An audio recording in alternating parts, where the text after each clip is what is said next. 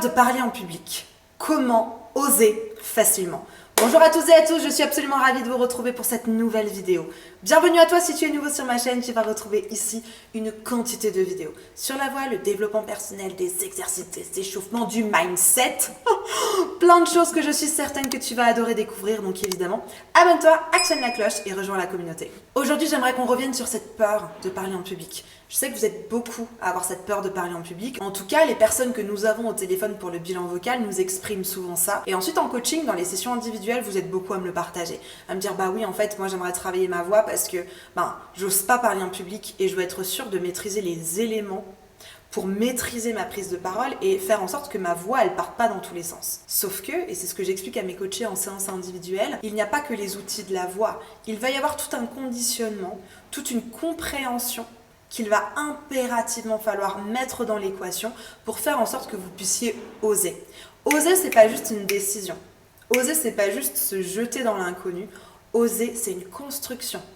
Et ça se travaille. Et je vais vous expliquer comment aujourd'hui dans cette vidéo. Donc restez bien jusqu'à la fin. Juste avant de démarrer, je me présente très rapidement. Je m'appelle Elena Hurstel et je suis votre coach vocal depuis 2013 pour faire de votre voix votre allié numéro 1. N'hésitez pas, rejoignez-moi également sur Facebook et sur Instagram. Dans la description, je vous ai préparé une petite vidéo inédite. Cette vidéo, c'est une espèce de grosse masterclass. C'est un cadeau que je vous fais. N'hésitez pas, cliquez dans le lien et allez voir cette vidéo. Allez, c'est parti, on rentre dans le vif du sujet. Allez me chercher de quoi noter, un papier, un stylo, parce que croyez-moi, vous allez en avoir besoin pour noter les étapes précises que je vais vous partager aujourd'hui. La peur de parler en public. Comment oser facilement? Ce qu'il faut comprendre, et c'est vraiment fondamental que vous puissiez comprendre ça aujourd'hui, c'est la différence entre la conséquence et la cause. Je vais prendre un petit peu l'exemple du pharmacien et du médecin. Imaginons, vous allez soit chez le médecin, soit chez le pharmacien, et vous lui dites « Oh là là, j'ai mal à la tête. J'ai mal à la tête, j'ai mal à la tête, j'ai mal à la tête. » Selon moi, si votre pharmacien ou si votre médecin vous donne un Doliprane, c'est une faute professionnelle. Je m'explique. En vous donnant un Doliprane, vous allez uniquement traiter la conséquence. Le fait que vous ayez mal à la tête, le Doliprane va vous aider à quoi? Le Doliprane va vous aider à traiter le mal de tête, à traiter la conséquence. Mais moi, ce qui m'intéresse, et c'est ce que je partage avec mes coachés, c'est d'où ça vient ce mal de tête. Est-ce que ce mal de tête, il vient du fait que vous n'avez pas assez bu? L'hydratation, tout le monde le sait, ça donne mal à la tête. Est-ce que c'est parce que vous avez un état grippal? Est-ce que c'est parce que vous avez du stress? Est-ce que c'est parce que vous avez une mauvaise vue? Moi, quand j'étais très jeune, j'avais tout le temps mal à la tête et c'était parce que j'avais besoin de lunettes. On ne sait jamais. Ça, c'est ce qu'on appelle la cause. Si vous donnez du Doliprane, vous allez estomper les effets sur le moment.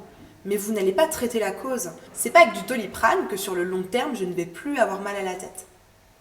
Il faut absolument comprendre qu'il faut traiter la cause. Et c'est la même chose avec oser parler en public. Il y a une cause. Il y a une cause de pourquoi vous n'arrivez pas et vous avez peur de parler en public. Et moi, ce qui m'intéresse dans mes coachings et ce qui va m'intéresser aujourd'hui dans cette vidéo, c'est qu'on aille chercher la cause. Et pas que je vous donne des espèces d'exercices un peu à l'arrache comme ça pour comprendre la conséquence. Ça n'a aucun intérêt. Parce qu'évidemment, j'entends beaucoup de choses sur le fait d'oser. Allez, on prend une décision, on ose, on sort de sa zone de confort, etc., etc. Bien sûr, sauf que si la cause est tellement forte que ça ne fonctionne pas, vous n'allez pas y arriver. Ou alors vous allez y arriver sur le moment, mais quand il va y avoir une situation beaucoup trop stressante, vous n'allez pas y arriver. Et c'est là où je veux en venir, on va traiter la cause pour faire en sorte que dans n'importe quelle situation, vous soyez reconnecté avec vous-même, vous ayez une compréhension de vous-même et on puisse avoir un impact sur toutes ces petites choses grâce à la compréhension de la cause. Si je reprends mon analogie du médecin, il va vous dire, ok, voilà, je vous conseille, buvez de l'eau et faites un essai. Ou alors, allez chez l'ophtalmo et l'ophtalmo va regarder ce qui se passe, etc., etc. La cause.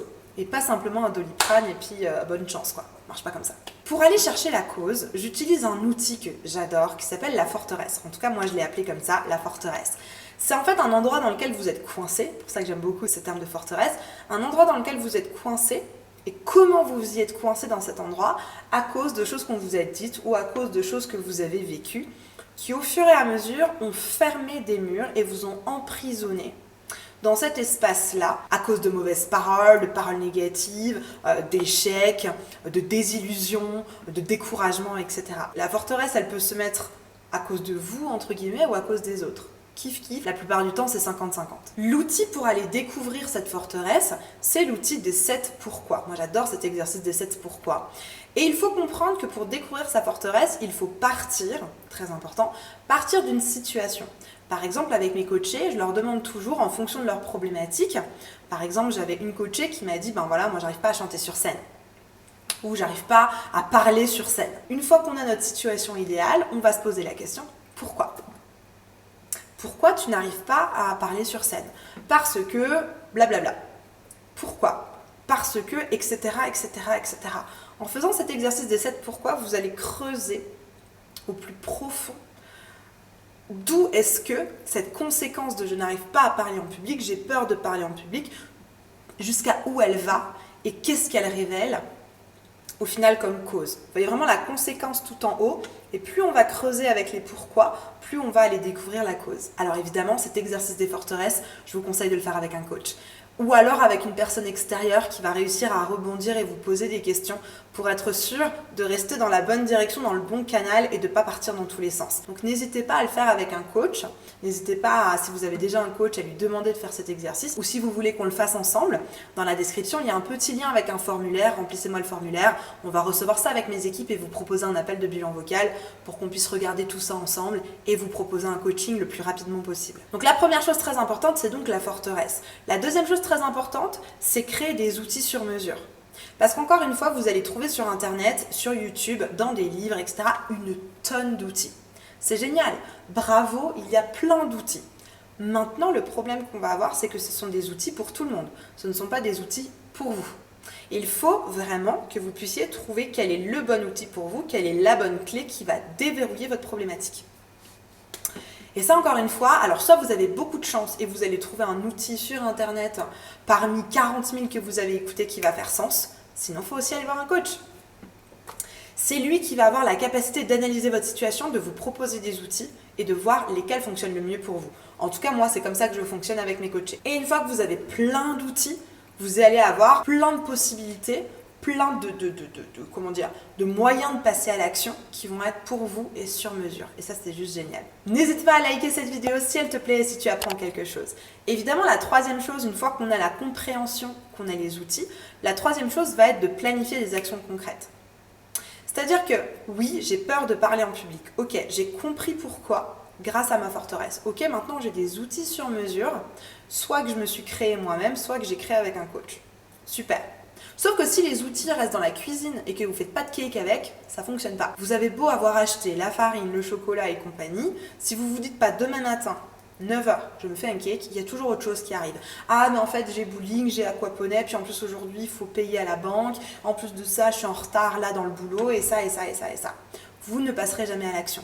Comment on passe à l'action ? On planifie avec des actions concrètes et faciles à réaliser. Ne visez pas quelque chose de trop difficile à mettre en place. Petites actions. Donc évidemment, la question que j'ai envie de vous poser, quelles seraient des petites actions concrètes que vous pourriez faire en fonction de votre forteresse, en fonction des outils que vous avez trouvés ? Quelles seraient les petites actions concrètes que vous pourriez faire un petit peu tous les jours ? Ça, encore une fois, je ne peux pas vous donner d'exemples ou je ne peux pas vous donner de pistes puisque ça doit venir de vous. Alors, si je vous donne une piste, je vais vous parler d'une de mes coachées, par exemple, qui s'appelle Ruth Mila. Et Ruth Mila, je l'ai eu en coaching pendant 3 mois en accompagnement. Et c'était vraiment son cas. Elle me dit, quand je suis au téléphone, je perds complètement les pédales, j'ai peur, je ne sais pas quoi dire. Et donc, avec Ruth Mila, on a vu évidemment sa forteresse, on a vu des outils en coaching pour elle sur mesure. Et ensuite, je lui ai posé la même question que celle que je viens de vous poser, en fait. Je lui ai dit, ok, maintenant, c'est quoi que tu peux faire comme action concrète ? C'est quoi que tu vas faire tous les jours ? Et elle m'a dit, ah bah par exemple, je peux me dire que tous les jours, je prends une fois la parole en réunion, ou tous les jours, c'est moi qui engage la discussion avec des collègues, avec des amis ou avec la famille. Des petites choses.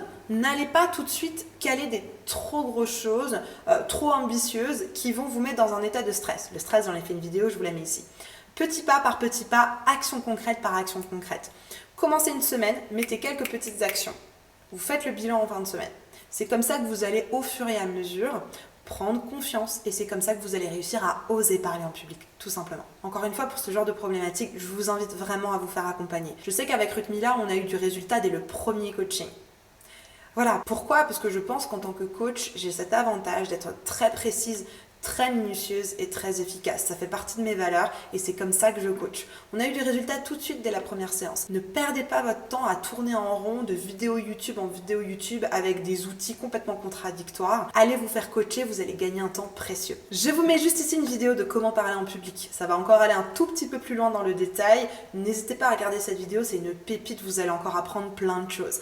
En attendant de vous retrouver tout de suite dans cette vidéo, vous pouvez également me laisser un commentaire, je serais ravie de pouvoir vous répondre. Sinon, likez, abonnez-vous et partagez cette vidéo à des personnes qui pourraient en avoir besoin. Et n'oubliez pas, croyez en vous, tout est possible. Allez, on se retrouve tout de suite dans cette vidéo.